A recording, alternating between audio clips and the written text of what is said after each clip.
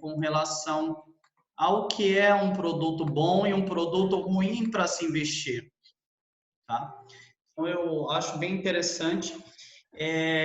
Assim como você vai ao mercado e lá você encontra vários produtos de várias marcas e você faz um filtro, né, de qualidade, preço, o mercado financeiro não é diferente, tá? Não é porque todo produto financeiro que é ofertado que realmente ele seja bom. É necessário, sim, fazer filtros em relação a eles para que você possa ter uma decisão assertiva com relação ao melhor produto de investimento, tá? Não é que todo produto de renda fixa seja bom, nem todo produto de fundo de investimento é bom, né? Existem produtos bons, produtos ruins, previdência da mesma forma. O mercado de renda variável, ações dentro da bolsa, você vai encontrar ações de empresas muito boas e seguras, e empresas que não são tão boas e seguras dessa forma. Tá?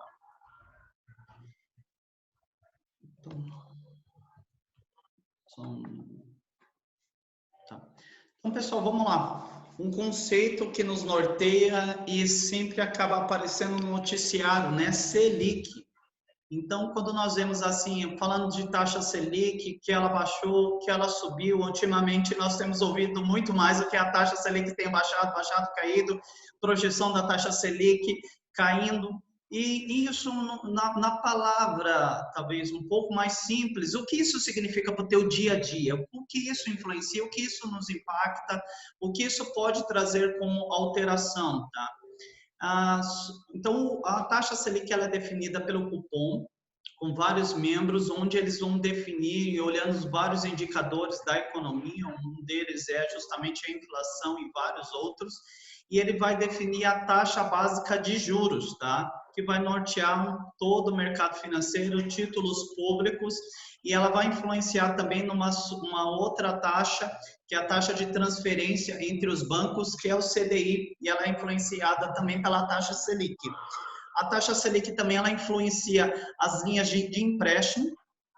Então, as linhas também de empréstimo, elas podem sofrer influências da taxa Selic. Então, você vê que a Caixa e algumas instituições financeiras, principalmente o crédito habitacional, eles têm acompanhado uma demanda e têm vindo caindo realmente as taxas com relação a empréstimo, tá? Isso muito puxado pelo mercado financeiro. Você que chegou agora, seja bem-vindo. Peço que você deixe seu microfone no mudo. Se precisar falar, só habilite ele para você poder participar da nossa aula hoje, tá? Então, esse indicador ele é muito importante, tá? Porque ele vai nos fazer tomar decisões com relação ao que investir, em qual produto investir e qual prazo e horizonte de tempo também nos influenciam com relação a isso, tá? A taxa Selic, ela pode sim sofrer alterações, o Banco Central pode aumentar um pouco a taxa de juros para frear um pouquinho a inflação, e quando o aspecto econômico também está, e as contas do governo também influenciam muito isso. Se o governo está gastando muito mais do que arrecada, é como se ele fosse um mau pagador, tá? Então, quando as contas do governo estão organizadas, também abre margem para o cupom fazer alguns cortes. Por isso que você vê aqui, depois que a reforma da Previdência saiu, o Banco Central começou a ter um pouquinho mais de autonomia para cortar. E uma das coisas bem interessantes é você saber, geralmente, quanto maior, principalmente em taxa de juros, maior a inadimplência, né, de um sistema, mas ele tem que elevar a taxa de juros, às vezes, para captar empréstimo. E, às vezes, esse altos juros, eles simbolizavam um rating ruim do Brasil, uma nota de crédito ruim, porque o Brasil estava gastando muito mais do que se arrecadava e as contas poderiam virar em efeito bola de neve, tá? Vamos seguir aqui.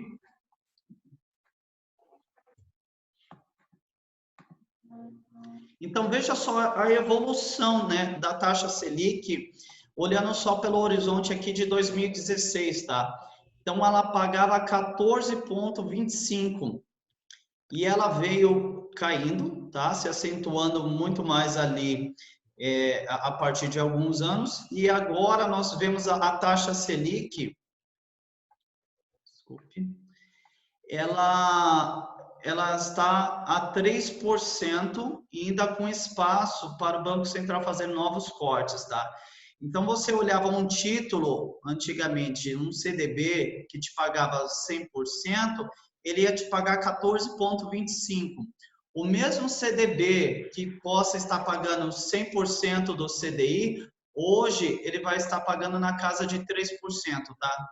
Entre a Selic e o CDI dá uma pequena diferença. O CDI está 2,90 e a Selic está a 3, tá?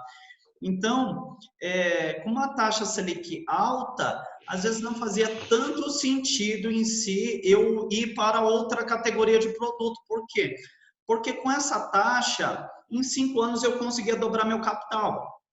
Então, às vezes eu ir para o mercado de renda variável, outros mercados, que eles têm a norma dele é justamente oscilar, eu poderia estar numa renda fixa, tá? E estar recebendo isso. Um título do Tesouro Direto, também ele me rende 100% da taxa Selic, tá? Lembrando que a taxa Selic já teve períodos onde ela esteve ainda maior, tá? E isso acaba não incentivando tanto a economia, as indústrias, o mercado de ações, acaba justamente não tendo maturidade e nos prejudicando realmente com relação à parte de empréstimos, nós olhamos nesse quesito. Ok?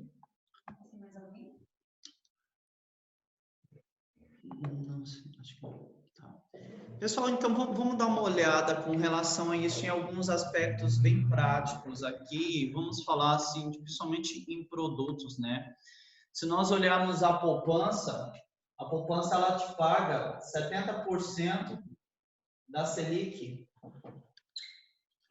Okay? Então, em outras palavras, ela está te pagando 2,1% ao ano. Tá? É isso que ela está nos remunerando. Se você pegar um outro título, como um CDB, ele vai, alguns CDBs de bancos, por isso que é bom conhecer, existe CDB que está remunerando 80%, tá? Do CDI. Ou seja, ele está pagando mais ou menos 2,4% ao ano. Tá?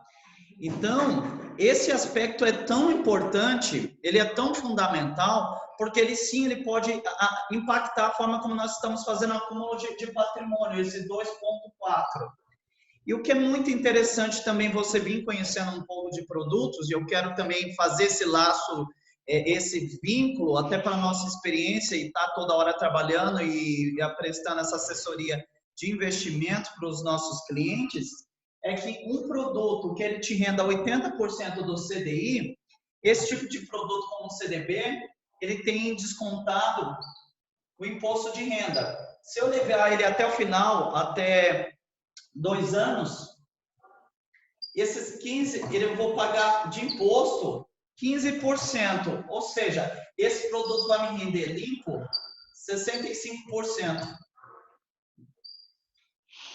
Tá? Então, se você olha para esse quesito, o que acaba acontecendo? Se a poupança me rende 70, esse CDB, que muitas vezes é vendido com um bom produto, ele está me rendendo menos do que a poupança, porque eu tenho que descontar. Tá? O desconto e a tabela de tributação, ela é regressiva.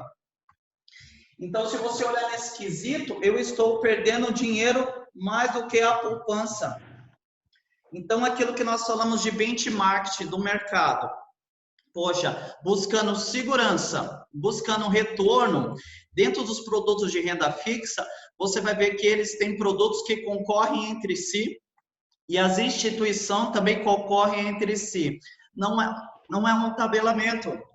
Nós vamos ter CDB no mercado que você encontra pagando 80%, 90%, 100%. A nossa plataforma até se encontra CDB a 100%. Então, quando você olha nas mesmas categorias de produto, é muito importante olhar para o benchmark. O benchmark da renda fixa, ou seja, a taxa de referência, quem que é? É justamente a Selic. que vai me impactar. E dentro desses produtos eu devo parar e olhar e analisar. Poxa, se eu estou falando em segurança, Tesouro Direto, poupança, um CDB, LCI, LCA, eles têm algumas características em comum, eles têm um perfil de risco muito em comum e muitas vezes você vai ver uma diferença entre remuneração em cada um deles.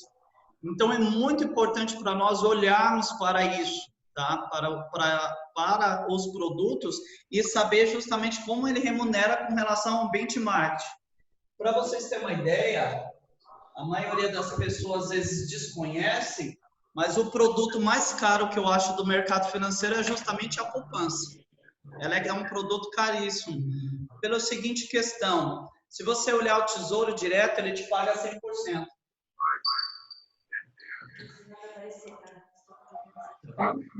Ele te paga 100%. E aí, se você ficar até 6 meses com ele, você vai pagar 22% sobre o lucro. Menos 22%, ele vai te dar limpo 78%. Se você olhar a poupança, ela paga 70%. Ou seja, um produto e outro, tá? Se você olhar um produto que é oferecido pelos bancos, que é a poupança, e um produto que é o Tesouro Direto emitido, né, justamente pelo governo, você vai ver que há uma diferença de remuneração de quase 8%, né? 8% vezes a taxa de referência dele, que ele está deixando de remunerar os clientes. Então, a poupança ela tem um benefício. Poxa, não paga imposto de renda. Mas, porém, se eu olhar com os produtos que eu pago imposto de renda, ela está me remunerando menos. Então, não faz algum sentido. Ela acaba justamente me penalizando com relação ao retorno que ela oferece. Ela me oferece um benefício. Imagine, você tem um benefício. Eu estou te dando esse benefício, só que no final esse benefício sai muito mais caro. Então, é muito importante dessa forma. Um produto e um CDB que ele te remunera 100%, se você vai levando ele conforme o tempo, a 22, 20, 17 e 15, essas são as sequências de tributação desse tipo de produto, você vai ver que eles acabam remunerando muito mais do que a poupança, tá? Em relação ao benchmark dele, tá? Então, nós, quando formos investir, é muito importante que pelo menos esse básico da educação financeira você carregue entre si justamente para olhar esse meu retorno de produto de renda fixa. Então, sabemos qual é a categoria, renda fixa. Ele pode estar sendo um CDB, uma LCI, uma LCA, vários títulos são renda fixa. Pode ser um fundo de investimento em renda fixa. Nós temos que saber qual é o índice, o benchmark dele, é o CDI? Ótimo, é o CDI. Então, é o seguinte, quanto que ele está me remunerando comparado ao CDI? Tá? Então, aqui, eu trouxe também num slide que você pode acompanhar, você vai ver alguns fundos, eu tampei aqui o nome das instituições, mas são produtos existentes no mercado financeiro há um tempo considerável, instituições antigas, e se você olhar o que ele está oferecendo de retorno ao ano, dá uma olhada nisso. Isso aqui é um fundo de renda fixa que praticamente vai investir em vários outros produtos e diversificar dentro da categoria que eu falei. Pode ser CDB, LCI, LCAs, N outros produtos. Se você olhar esse primeiro produto, olha quanto que ele remunerou, 0,07%. E olha quanto que foi a taxa Selic nesse período, 1,36%. Então, se você der uma comparada, ele está pagando muito menos do que o benchmark dele, muito menos. E aonde está sendo penalizado essa aplicação? Se você olhar, a taxa de administração dele está 3,50. Acredite ou não, a taxa de administração desse fundo em questão, ela está maior até do que a taxa Selic que está sendo cobrada agora, nesse momento. A nossa taxa Selic está 3% ao ano e esse fundo está cobrando 3,50 ao ano, tá? não, esse não é o primeiro caso, mas eu já peguei vários outros casos do cliente receber algum produto da instituição financeira que ele se encontra, e quando o cliente traz esse produto para nós justamente fazer uma validação, para ver se ele é bom ou não, eu já cheguei em casos de o cliente estar sendo remunerado 50% do CDI, 60% do CDI, e aí nós voltamos direto. Voltamos para uma outra ocasião, o Tesouro Direto paga 100%. Ou seja, eu estou investindo num produto, tá? Que ele deveria estar trazendo uma remuneração melhor e ele está trazendo uma remuneração pior com relação ao benchmark, tá? É lógico que quando nós analisamos principalmente fundo de investimento, tá? O fundo de investimento praticamente ele tem um administrador, ele tem os custodiantes, que são as pessoas que estão investindo, ele vai captar esse dinheiro, fazer uma carteira de investimento e as pessoas vão estar sendo remuneradas conforme os títulos a qual ele está investindo. Logo se pensa que essa administração deveria me propor um resultado melhor do que eu investir isoladamente naqueles títulos, tá? Eu particularmente amo fundos de investimento em renda fixa, porém, é aquilo que eu falo para vocês, né? Nem todo fundo de investimento é bom e nem todo fundo de investimento é ruim, né? Eu tenho alguns clientes que acabaram se decepcionando com alguns fundos de investimentos e pessoas falam, não gosto de investir em fundo de investimento. E eu pergunto, por quê? Aí ele me passa o retorno, mas isso não quer dizer que é uma realidade do mercado financeiro, tá? Isso não é uma realidade em si, por isso que é muito interessante eu olhar, poxa, o que ele pode estar me oferecendo como diferencial, tá? Pessoal, é algo que eu quero talvez trazer aqui para vocês, que eu ouço muito, isso aqui, várias casas de análise, na internet, em reportagem da Infomoney, vários sites de economia, têm denunciado essas coisas no mercado financeiro. E aí as pessoas estão vindo investindo e sempre perguntam, viu, qual que é a taxa de administração? Qual que é a taxa de administração? E elas olham isso, poxa, 2%, 1%, ela olha para aquela taxa e fala, nossa, é muito, né? 2% de taxa de administração, o que você acha? Se você puder compartilhar aí comigo, é muito ou pouco? Vamos lá ver os comentários dos nossos amigos. O que você acha? É uma taxa cara? É uma taxa barata? Até 3%. É caro ou barato? O Felipe aqui disse muito.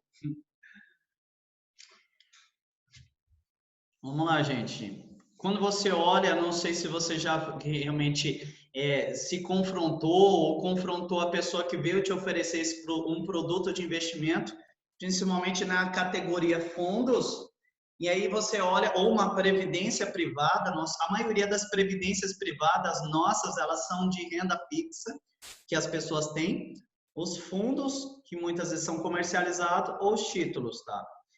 Então, legal. Bacana aqui que o pessoal tem comentado. A resposta correta, gostei da resposta da Daiane aqui, legal, bacana. Qual que é a resposta, sim, pessoal? Depende. Eu não posso olhar isso isoladamente, tá? Depende, tá? É a mesma coisa de eu falar assim, poxa, eu tenho um produto, né? R$100, é caro ou barato? Depende do que é esse produto, né? Eu sou engenheiro, minha formação é em engenharia, eu sou engenheiro de produção e eu gosto sempre de pesar as balanças da viabilidade. Eu já vi pessoas optarem por produtos caros, tá? E eles duram por muito mais tempo. E às vezes você opta, às vezes, por um produto que é caro e ele não dura. Ou seja, esse produto, ele realmente, na hora que eu comparo as balanças do que eu paguei sobre o retorno do que eu recebi, ele foi para mim desfavorável com relação a isso, tá? Então ele não foi favorável. Então, quando eu olho para uma lâmpada de LED ou aquela lâmpada amarelinha que nós usávamos antigamente, poxa, a lâmpada de LED ela é muito mais cara. Mas quando você olha a vida útil dela, ela se paga com relação ao custo, tá? Então, quando eu olho os fundos de investimento, a resposta correta seria justamente isso que o pessoal falou. Depende. Eu não posso olhar ela isoladamente. 1, 2% é caro ou barato? Eu não sei. Eu preciso olhar o retorno sobre essa aplicação, tá? Se uma aplicação financeira de renda fixa está me cobrando 3%, mas ele me consegue entregar 120% do CDI, ou seja, ele está fazendo um excelente trabalho, ele está dando um excelente retorno. Tá? Toda vez que um fundo... Toda vez que eu olhar um fundo ou uma aplicação, até pela normalização, você sempre vai ver que o resultado vai trazer limpo da taxa de administração. Isso é bem importante. Então, quando eu olhar o resultado, quando eu falo 120, que ele deu de resultado, de repente, num período, ele já está descontando a taxa de administração. Ou seja, ele me cobrou bem, mas ele me trouxe um bom resultado. É um fundo muito bem pago com relação aos seus pares. Agora, um fundo que me cobra 3% e ele me oferece 30%, 40% do CDI, ele está caro. Entende isso? Às vezes eu vejo algumas pessoas que têm até preconceito, né? Se olhar aqui uns produtos que vão nos remunerar com baixa na taxa Selic e o CDI, elas olham, poxa, eu não gosto de investir em fundos. Aí você olha e fala, por quê? Ah, não, porque eu invisto numa LCI em um CDB e eles não me cobram taxa. Porém, muitas vezes ele está te remunerando menos, tá? Então, o fundo de investimento não é necessariamente ruim. Cobrar taxa de administração também não é ruim. O ruim é quando eu olho para o retorno e vejo que ele está me oferecendo menos do que deveria, ou menos do que os produtos mais clássicos na hora de se investir. Pessoal, foi claro? Vocês conseguiram entender um pouquinho disso? Então, você olhar para a taxa Selic, lógico, você tem que olhar para os produtos que são amarrados a elas e ver, poxa, quanto que ele está me remunerando com base no benchmark, que é a taxa Selic, tá? Então, às vezes, alguns produtos podem sim no mercado, e isso acontece, te remunerar menos do que a poupança. Eu já vi algumas previdências privadas remunerando o cliente na casa de 60%, 70%. Tá? Previdência privada da mesma forma. Pessoal, algumas pessoas que entraram agora, deixa eu só, vou colocar teu microfone no mudo, tá? Isso aqui. Tá? Pessoal, muito obrigado. Nós estamos com 36 pessoas na sala de aula. Seja bem-vindo. Nós estamos falando um pouco de taxa Selic, né? Como ela impacta no nosso dia a dia e como realmente nós podemos olhar para um produto financeiro e ver se ele é bom ou ruim, tá? Com relação a isso. Então, eu trouxe alguns exemplos de produtos bons e razoáveis, tá? Tanto em cada categoria como em fundos, né? Se você olhar um fundo de renda fixa como esses aqui, eles estão remunerando até menos do que Tesouro Direto e poupança, tá? Vamos para o nosso próximo indicador, que é o IPCA, tá? Então, o IPCA, ele é justamente medido como índice de preço ao consumidor, tá? E ele é usado para realmente ver tendências da inflação. Então, ele é calculado com preço médio, tá? Para um conjunto de bens e serviços em si, comparado com os períodos anteriores. É algo muito importante, porque geralmente o IPCA, ele vai, e a inflação, esse índice, ele vai trazer uma desvalorização pelo nosso dinheiro em si, tá? Então, anualmente, nosso dinheiro, ele está, até por causa da inflação, perdendo o poder de compra em si.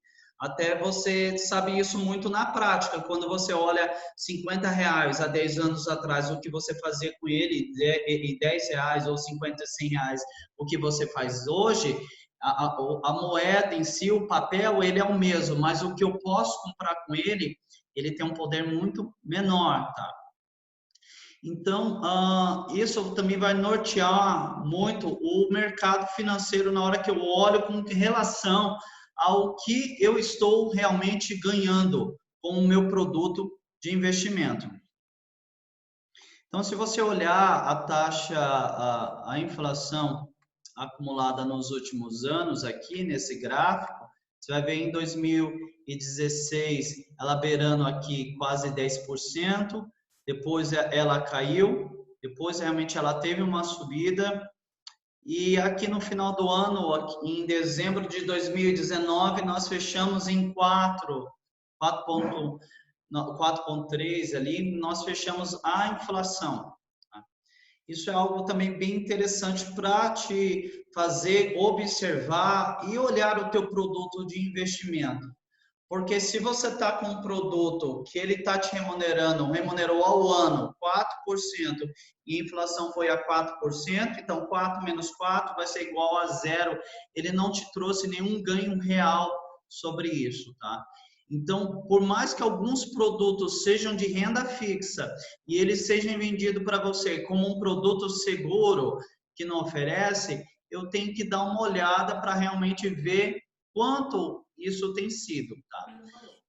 Pelo mesmo quesito, ele pode estar me dando um rendimento menor do que a inflação, ou seja, a inflação foi a 4 e eu tive um produto me remunerando bem menos do que isso. Então, sim, os produtos de renda fixa, eles podem não te trazer um retorno e um ganho real, tá?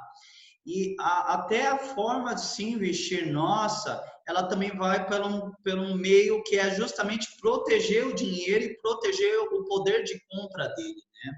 Estar capitalizado, estar investindo é uma forma de você reduzir riscos com relação a todo o meio que te oferece, o teu negócio, o teu emprego, o teu dia a dia, alguns fatores como doenças, acidentes. Então, eu me capitalizo justamente para me trazer segurança contra eventuais problemas que podem suceder, né? Você vê que no momento de crise como esse, existe a diferença. Quem conseguiu se capitalizar e vir juntando dinheiro, né, e poupando, ele consegue sair um pouco melhor da crise, né? E quem não conseguiu se capitalizar, ele acaba sofrendo um pouco com a crise. Por quê? Porque muitas vezes o mercado a qual ele está inserido foi prejudicado, tá? Então, uma das lições que as crises sempre nos ensinam, e você vê isso até pelas empresas, nas crises de 2008, eu estava lendo um artigo que as empresas começaram a se capitalizar um pouco mais e fazer mais caixas devido à última crise que aconteceu. Então, justamente, eles começam a fazer o quê? Reduzir riscos com relação a esse tipo de problema. Então, proteger um dinheiro com relação à inflação é fundamental. Ter bons lugares para aplicar vai te trazer muito mais segurança, porque só poupar não resolve o problema. Tem que poupar e investir esse dinheiro em boas aplicações com relação a isso, tá? Vamos lá.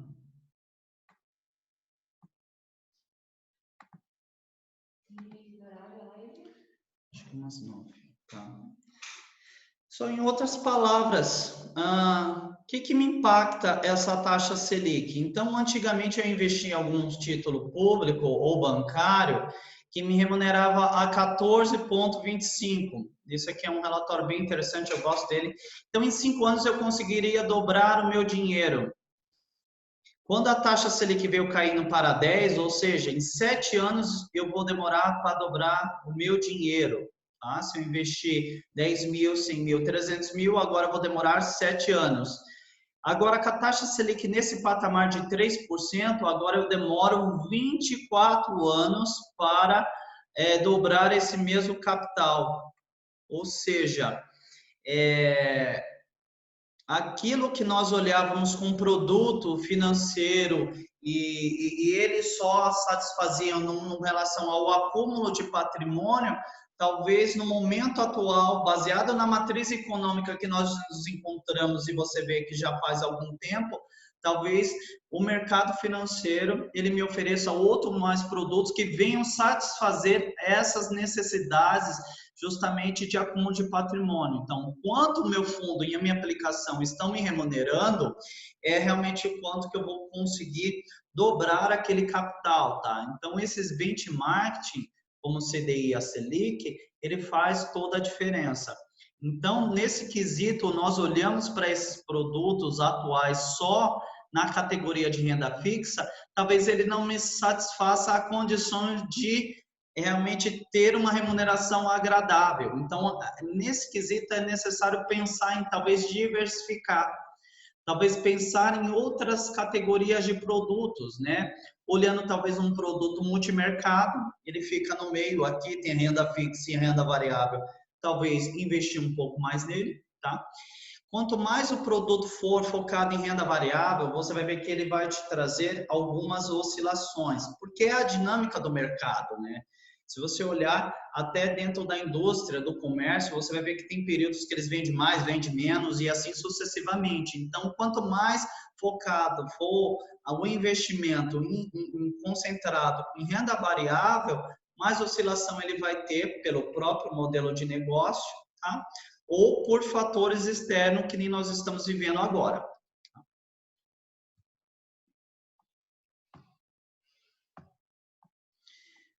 Pessoal, a expectativa, olhando aqui o PIB, né? 2016 foi menos 3,3, 2017 1,3, 2018 1,3, 2019 1,1. Aqui é a estimativa da XP, tá?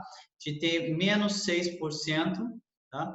E o ano que vem também é de 2,5, tá? Então você vai ver várias expectativas e vários economistas fazendo algumas projeções de como vai ser o PIB. A inflação, ela 2016, 17, 18, 19, 4,31. E outra, a expectativa para esse ano 0,70 e a expectativa do IPCA, desculpa, para o ano que vem 3,20. E a Selic é fechar este ano a 2,25. Por quê? Nós estamos fechando o mês de maio, provavelmente vai fechar com deflação, assim como foi o mês passado.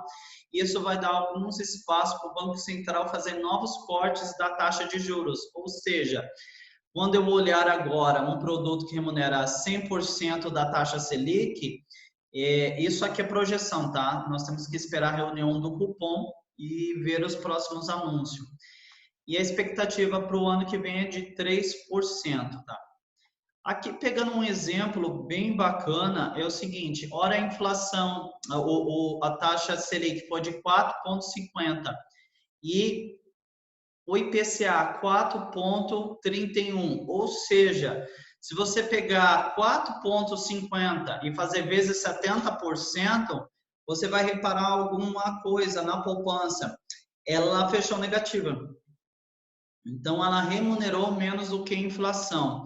E alguns produtos de renda fixa, alguns produtos CDBs, pagando de 80, eles também acabaram fechando de forma negativa, porque ele não remunerou mais do que a inflação. Ou seja, eu acabo não investindo num produto mais seguro que há no mercado e ele, de vez de proteger meu dinheiro, ele fechou em alguns aspectos negativos, tá?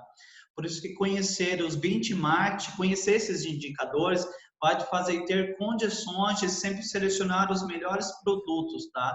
Para estar na hora que você precisar investir. Eu mesmo gosto de ter a minha reserva de emergência, né, em um fundo de renda fixa, tá? Nós temos bons fundos no mercado, aí te pagando 110, 105. Então, eu gosto de ter aplicações nesse tipo de categoria, tá? A reserva de emergência nós olhamos como? Da seguinte forma, tá? Ela equivale mais ou menos, tem que fazer uma análise do teu dia a dia, se você é autônomo, se você é empregado, se você é empresário, se você é um servidor público. É importante olhar se você tem convênio de saúde, tem seguro de carro ou não tem. E aí você vai pegar o teu custo mensal, quanto você gasta, e você vai multiplicar, tá, por alguns fatores, tá? Por 3, por 6 ou por 12, caso você for um empresário. Então, ou seja, eu acabo já tendo a minha reserva de emergência para realmente suprir qualquer eventualidade que possa acontecer no dia a dia, assim como na crise, tá? Então, quando eu olho nos produtos, eu falo, existe produto as pessoas com risco? Como é que eu analiso o risco? Como é que eu vejo o risco, tá? Então, o risco ele deve ser olhado da seguinte forma, como tudo na vida, né? O risco está inerente a qualquer aspecto, né? Até pelo fato de eu dirigir me oferece risco. Mas eu procuro dirigir com cinto de segurança, procuro estar andando na velocidade da pista, procuro ter uma direção defensiva, ou seja, eu minimizo os riscos com relação a estar dirigindo. Quando eu falo em risco no mercado financeiro, está muito associado à volatilidade daquele ativo, como ele reage, ou em momentos de crise, como ele acaba justamente caindo. Então, é interessante que o quê? Eu venha conseguir ter uma organização do meu patrimônio. E quando eu tenho uma organização desse patrimônio, ele fica muito mais fácil de eu acessar outros produtos, tá? E não estar exposto ao risco, tá? Então, vou te dar alguns exemplos que às vezes eu acabo vendo de pessoas que investem sem um assessor de investimentos, ela investe por conta. Então, ela viu que o mercado estava muito bom na renda variável, pegou o capital dela todo e alocou na renda variável, ganhou muito dinheiro com isso, mas esqueceu de fazer uma reserva de emergência em produtos mais clássicos no mercado financeiro.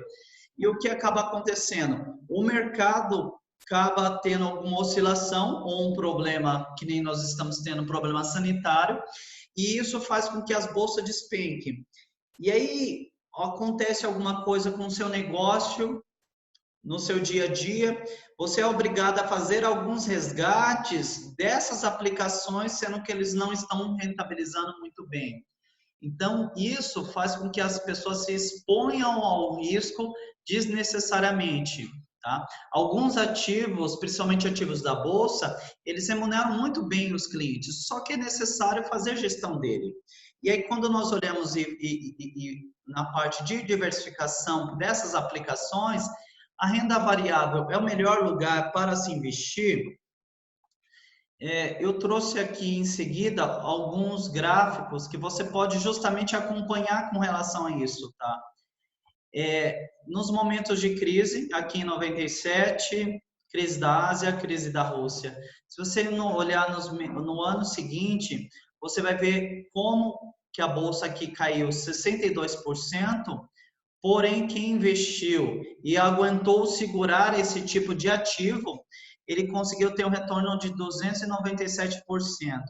Mesmo eu descontando a queda, você vê que ele realmente acaba trazendo uma boa remuneração com relação a isso, tá? O apagão energético. A bolsa, quem investiu aqui na alta, ela despencou 54%. Depois, nos anos seguintes, ela cresceu 798%. Então, se você olhar e fazer uma média nesse todo esse período, você vai ver que quem conseguiu passar na crise e tinha uma diversificação de produtos, tendo a sua reserva de emergência e não mexendo nesses produtos de renda variável, isso eu estou falando em bons produtos de renda variável, seja boas ações, bons fundos imobiliários, boas previdências em ações, você vai ver que esta paciência que esse investidor teve, ele conseguiu compensar nos anos seguintes, tá? Eu acho bem interessante que o Prêmio Nobel da Economia foi ganho uns anos atrás ali por um psicólogo, e ele faz toda uma matriz mental mostrando para nós que as pessoas elas acabam trabalhando nos excessos, né? Principalmente no mercado financeiro. Quando sobe, ela acha que vai subir para sempre, então ela acaba carregando um excesso de otimismo e não tem cautela. E quando cai, você vê que as pessoas acabam, algumas, tendo um excesso de pessimismo e justamente achando que a economia não se recupera mais. Poxa, essa crise é a pior da história e não consegue ver, tá? Então, essa matriz mental, ele desenvolveu justamente para nós sabermos como relacionar nesses aspectos que nós temos, né? E se você olhar, não há nada melhor para te dar embasamento, tá, técnico do que o histórico de uma aplicação. E aqui nós estamos analisando o índice Ibovespa. Olhando, a renda variável é o melhor lugar para investir? Se você puder dar uma olhada aqui comigo, vamos lá. Crise aqui do subprime, 2008, eu escuto muitas pessoas falando, poxa, eles estavam com aquela euforia de alta da bolsa, investiu aqui seu papel desvalorizou muito, ficou desesperado e vendeu e nunca mais quis participar da renda variável, tá? E ficou com medo. E é uma característica normal, assim como tudo, quando há um período de crise, você vê que imóveis, empresas, eles acabam tendo justamente desvalorizando. Eu conheço muitas empresas que ela procura fazer caixa, é o plano estratégico dela. E no meio da crise ela começa a fazer várias aquisições de outras empresas que não estavam bem capitalizadas. E quando ela sai da crise, ela sai com um parque fabril muito maior, tá? N empresas de vários segmentos, elas começam a justamente se capitalizar enquanto a economia está em alta e quando a economia está em baixa, ela começa a desembolsar caixa e começa a investir, porque ela consegue ir ao mercado e encontrar empresas que estão pedindo socorro ou empresas que às vezes estão à venda, negócios que estão à venda e diferentes setores. Eu atendo alguns clientes empresários e escuto da mesma forma. Poxa, as pessoas estão me oferecendo um negócio em tal lugar, em tal cidade. Pelo fato dela não estar capitalizada, não gerenciar risco como as outras, ela acaba se expondo muitas vezes ao risco, tá? Então, o risco, ele pode estar associado justamente à forma como eu faço a minha organização financeira, de N formas, tá? Então, isso é bem importante. Quando eu invisto em renda variável, logo eu tenho que ter uma organização financeira, eu começar a me preocupar em organizar as minhas finanças, tendo e mensalmente formando a minha reserva de emergência, e assim que eu vou fazendo minha reserva de emergência, eu começo a diversificar em outros produtos. Por quê?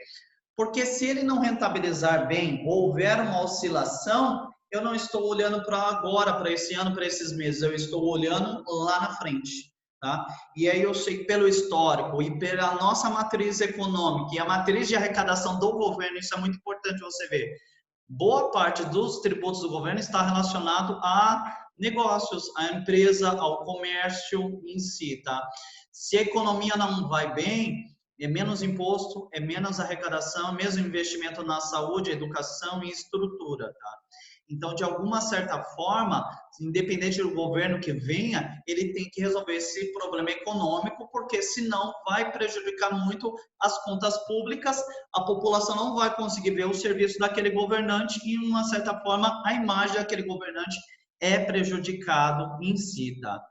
Então, se você olhar no governo Dilma, porque o mercado ficou muito incerto com algumas decisões do governo, nos anos seguintes a bolsa cresceu, tá? 138%. Se eu olhar esse período, vai me dar uma média para quem conseguiu e segurou os seus ativos de 20%. Depois nós tivemos o Joesley Day e nós estávamos atravessando esse período de alta, com projeção para a bolsa também bater novos recordes em si, e fomos surpreendidos com essa pandemia que fez e prejudicou um pouco o sistema econômico e algumas empresas listadas na bolsa, tá? Então, por que os ativos de renda variável, eles são conhecidos e eles chamam muita atenção por causa desses aspectos, pela remuneração, mas ele tem que ser gerenciado muito com um fator tempo, né?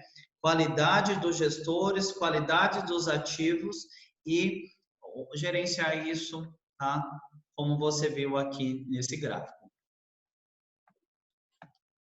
Aqui.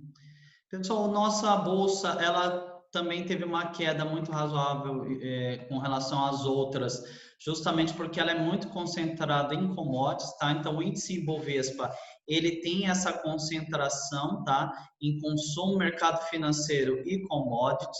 Se você olhar as bolsas americanas, o índice dela, a maioria delas estão concentradas em setores de tecnologia que não sofreram e foram até muito favorecidos com essa crise. Que nem agora nós estamos tendo a oportunidade de adquirir conhecimento, de fazer reuniões através de uma ferramenta, o Zoom.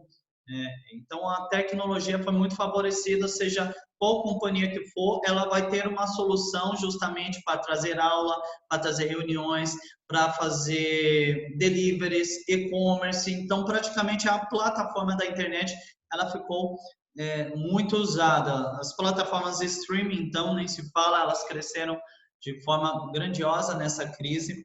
Então, essa é uma das questões também pela a bolsa americana não ter caído tanto com relação à brasileira, tá?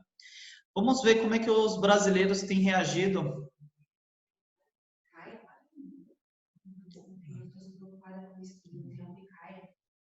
Acho que não.